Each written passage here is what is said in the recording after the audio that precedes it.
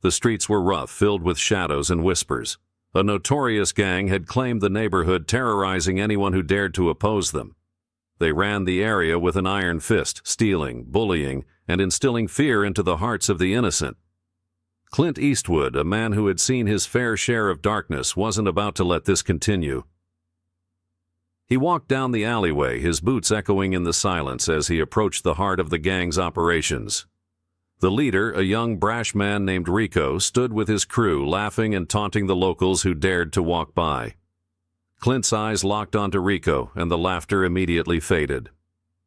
Rico turned, sizing Clint up with a sneer. "What's this, an old man walking through my turf?" His voice was dripping with arrogance, and his followers circled around him, ready to back him up. Clint stopped in his tracks, never flinching. "This isn't your turf," Clint replied in a gravelly voice. "It belongs to the people who live here, and you've done enough damage." Rico scoffed. "Damage? I'm giving these people what they deserve. If they don't want to live in my world, they can leave." But Clint wasn't about to let him get away with that. "You think you're the law here? You think terrorizing people makes you powerful? Double asterisk." Rico's smirk faded as Clint's voice took on a new edge, cold and hard. "You've been taking what doesn't belong to you for too long. It's time someone showed you what happens when you mess with the innocent." The gang leader stepped forward, trying to intimidate Clint with his size, but Clint didn't move an inch. "You think you can scare me? You think I care about your little crew?" Rico's voice shook slightly now, but he tried to mask it. "I've got a whole crew behind me, man. You really think you can take us all down?" Clint's gaze didn't waver. "It's not about how many people you've got. It's about whether you have the courage to do what's right." The crowd around them was growing, whispers spreading as people stopped to watch the showdown. Rico hesitated for a moment, unsure of the man in front of him.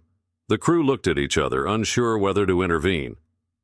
"You're a dead man walking," Rico muttered. But Clint didn't even flinch. "Not today," he said, his voice calm and steady. Without warning, Clint moved, his speed shocking for a man of his age. He knocked Rico off balance, sending him crashing to the ground. The gang leader scrambled to get up, but Clint was already standing over him, his hand firm on his shoulder, keeping him down. "You can't rule through fear," Clint said, looking down at him. "You're not a king, you're a coward."